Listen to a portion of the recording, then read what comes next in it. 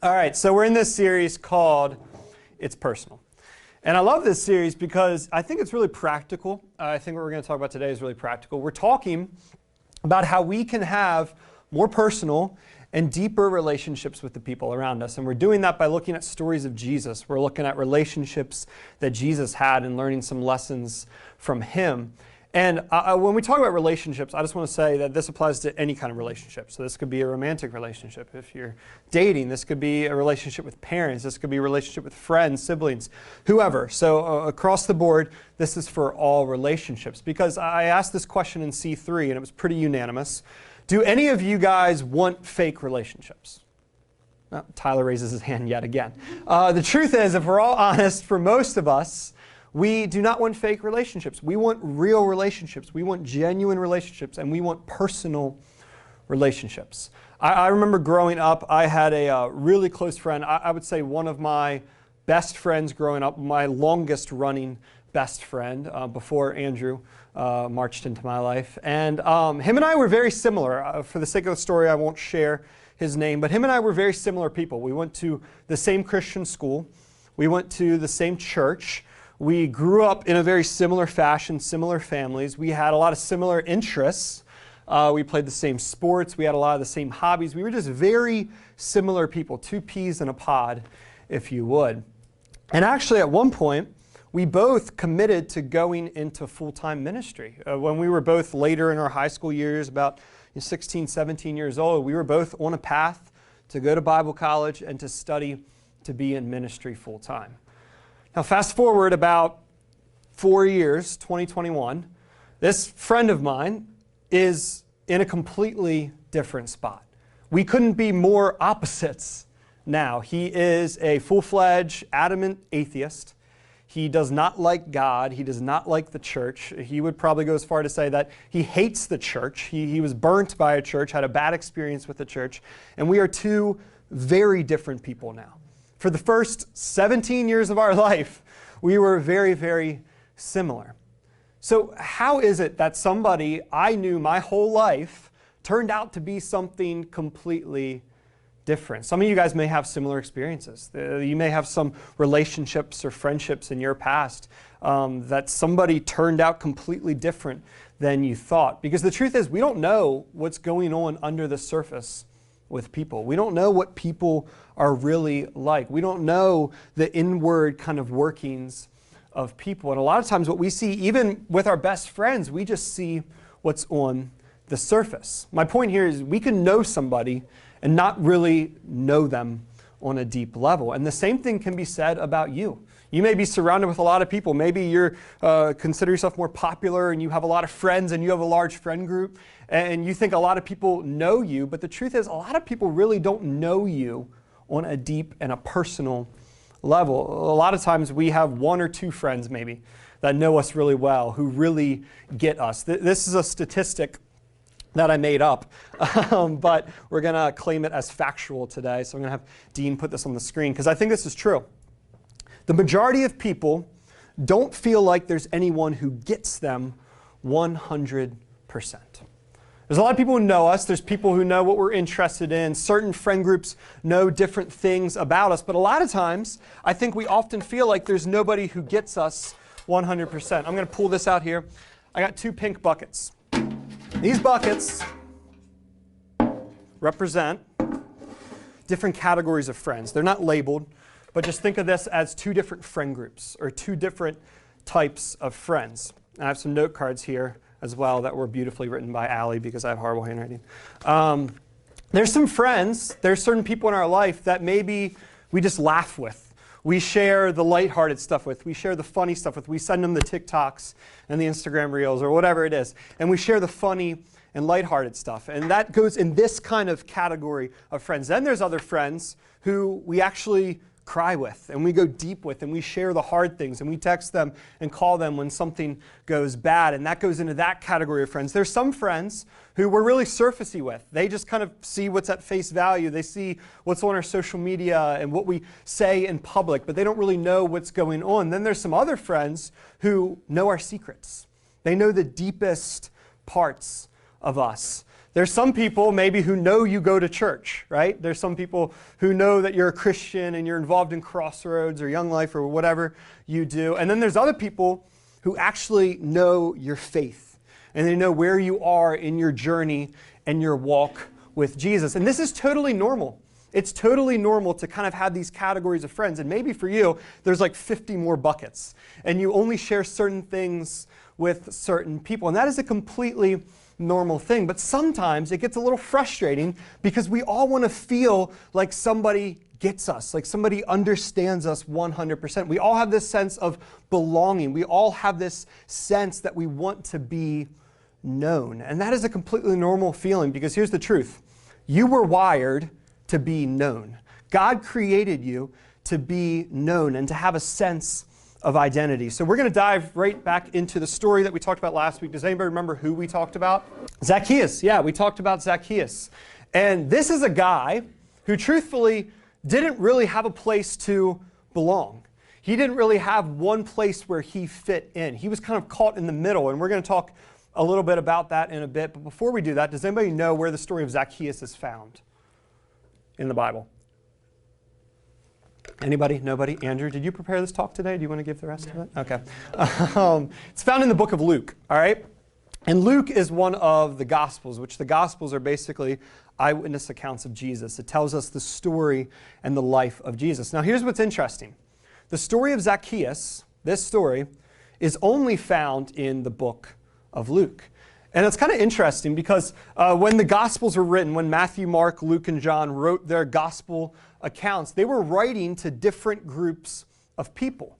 And the group of people that they were writing to kind of determined what stories they shared, what details they shared. So the book of Luke that Zacchaeus, the story of Zacchaeus is in, was written to a non-Jewish group of people.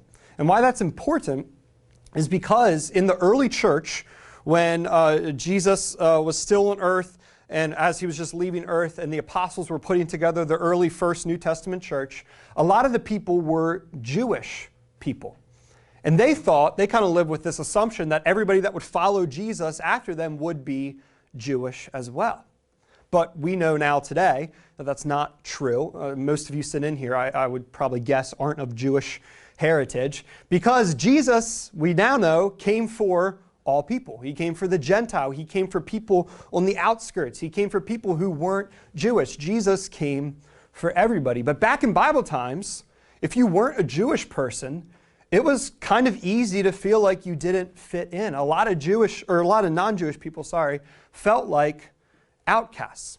So that's who the book of Luke is written to. Luke, Dr. Luke here, is writing to these outcasts, these people who feel like they're on the fringes. And because he's writing to these people, he included a lot of stories of outsiders, of people who didn't really fit in, of people who didn't really belong. So that's where we see the story of Zacchaeus. He was on the outside.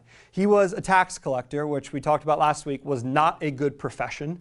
Tax collectors were normally like rats. They were not good people. And the Bible actually says in Luke 19 that he was a chief tax collector, which basically means he was the worst of the worst. He was like the king of all tax collectors. So this is where we pick up. And Jesus is coming into town in verse 1 of Luke 19. And everybody wants to see Jesus. Jesus was really famous at this point. He was a big deal. And it was before we had the Gospels. This was before we had the rest of the New Testament. So people didn't really know much about Jesus. But they wanted to know if the rumors were true, if Jesus was really who he said he was, if he was really doing the miracles, and if he was really healing the way that people claimed. And Zacchaeus was no different. He wanted in on this. He wanted to see if Jesus was who he said he was. So to get a better view of Jesus, what does Zacchaeus do? Climbs a tree. What type of tree? Sycamore tree. He climbs a sycamore tree for the Lord he wanted to see. Anybody know that song? Raise your hand. Anybody?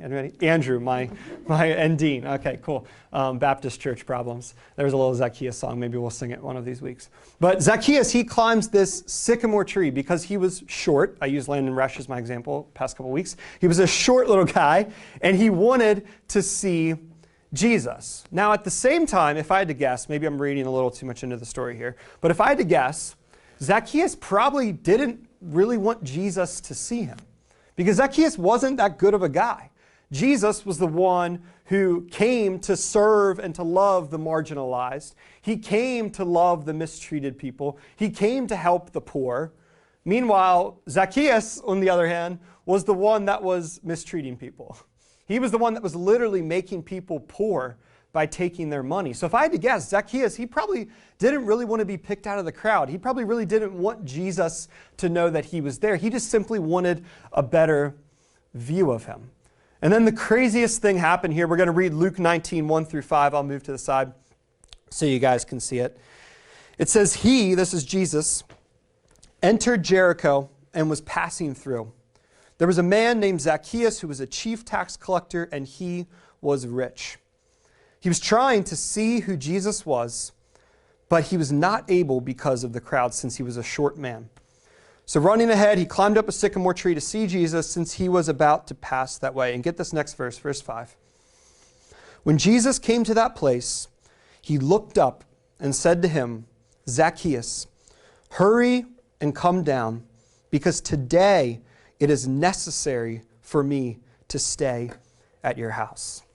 So Jesus basically just invites himself over. He's saying, hey, Zacchaeus, a random dude out of the thousands of people here, I'm coming to your place, make me dinner, I'm having myself over. Now that might seem a little strange. Think about it. If somebody after C4 today were to come up to you and be like, hey, coming to your house for dinner tonight, that would be a little awkward, like I didn't invite you, like my parents aren't really planning on having you over. But back in this time, in the context of this culture, it was an honor to have somebody over for dinner, especially somebody like Jesus. Having somebody over for dinner sent this sign of friendship. It told people that, hey, we have a personal and an intimate relationship. So this meal, this encounter that was shared with Zacchaeus and Jesus in Zacchaeus' home, it was a big deal. Zacchaeus wasn't sitting up in the tree thinking, it's a little rude, this random 30-some-year-old dude just invited himself over for dinner. No, Zacchaeus was honored. He was honored that Jesus would want to come to his house for dinner. So look at what Zacchaeus does to respond in verse 6. It says, so he quickly came down, this is Zacchaeus, quickly came down and welcomed him joyfully. This is a cool story. You probably grew up hearing this story of Zacchaeus. You might have heard it in 252 or if you went to a different church. But there's so much power in this story. Why did Jesus invite himself over to Zacchaeus' house? Because Jesus cared about what Zacchaeus cared about.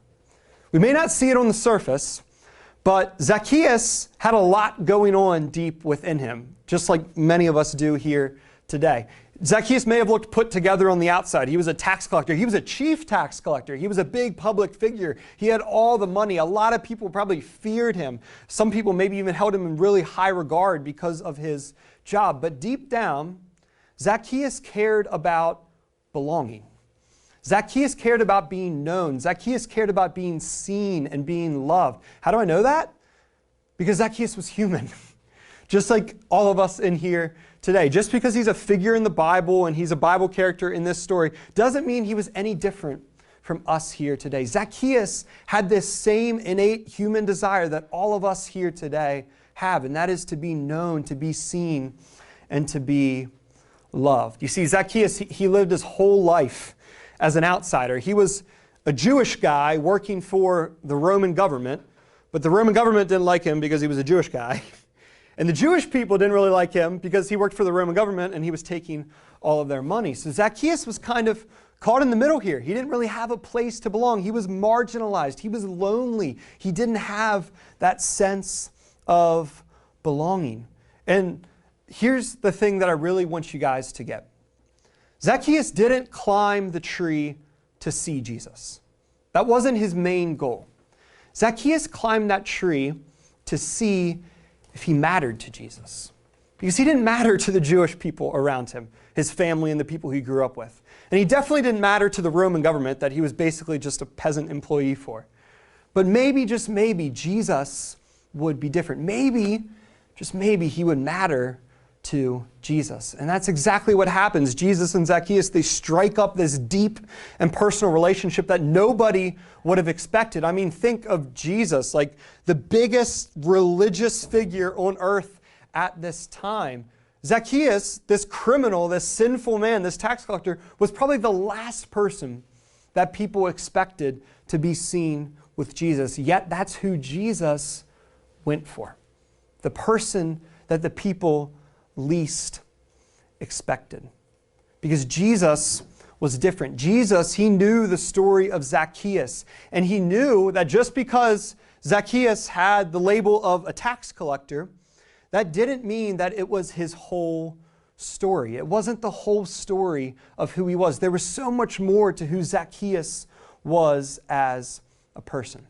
So if you've ever wondered if Jesus really cares about you, I've fought with this question. I grew up, I'll just be honest, I grew up with this picture of God, and I've talked about this a lot of weeks, and hopefully it doesn't fall flat. I hope you guys are still hearing me say this. I've said this many weeks in a row, but I grew up with this image of God that he was just the big man upstairs. That he was just sitting on his throne, waiting to point his finger, waiting to say, oh, you did that wrong. I never saw God as a personal God.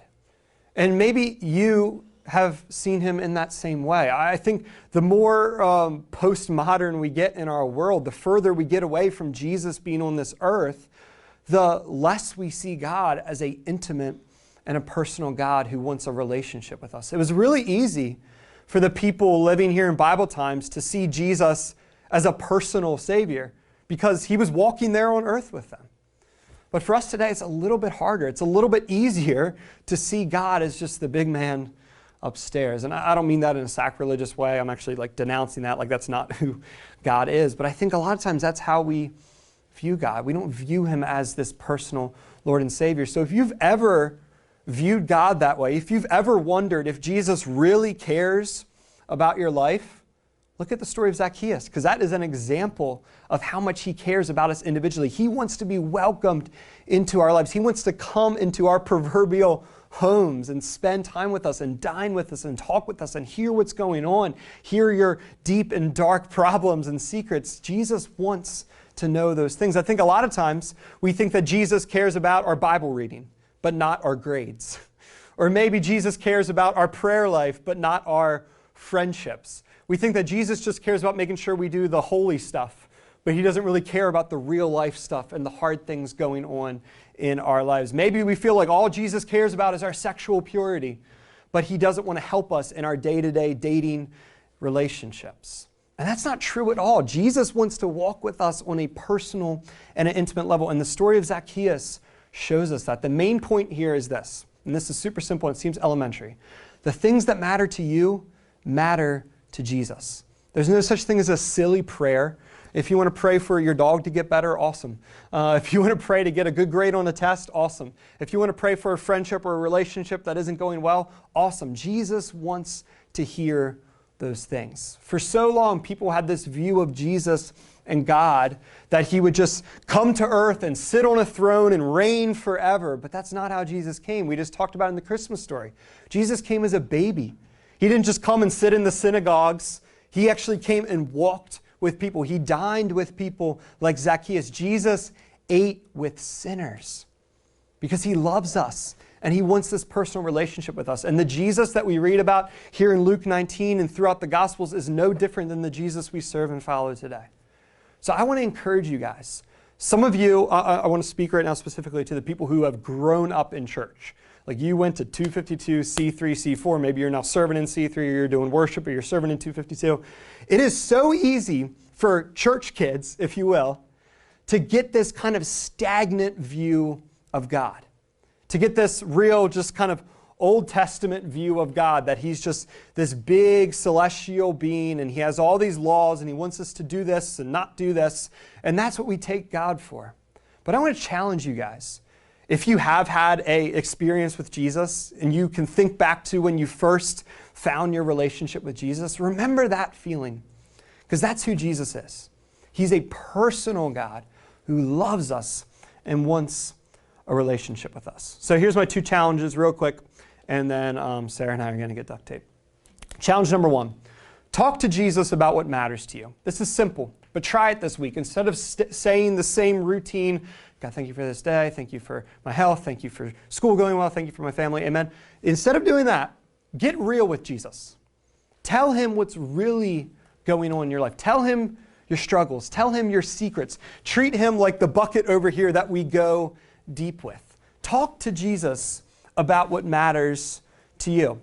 And then we can also take a tip from Jesus here and kind of turn it on other people. We can learn what Jesus did with Zacchaeus and treat other people with the same kind of love. So here's my second challenge. Talk to others about what matters to them. Talk to others about what matters to them. Get on a deep and a personal relationship with other people. And that's what we're going to talk about next week. We're going to turn the focus a little bit from our relationship with God, and we're going to turn it more on our relationship with other people. So I hope you guys will join us next week for that. We're going to be talking a little bit more about this. So I'm going to pray, and then Dean, grab your bucket of duct tape, and we'll make this thing happen. So let me pray. God, thank you for this time. Thank you for today. Thank you for every single student sitting here in this room, God. I pray that we will all remember this very simple, very basic, but God, oh so important truth that you love us and you want a personal and an intimate relationship with us. God, help us each this week, whatever it looks like for each person in here. God, I pray that we will just take a step into a more personal and a more deep relationship with you. God, help us to stop treating you as just some far distant, out of touch God, but God, help us to look at you as a friend that sticks closer than a brother, a friend that wants to come and dine with us and to be with us and to have a personal relationship. God, I pray that we will all see you through that lens this week. It's in your wonderful name we pray. Amen. Amen. All right.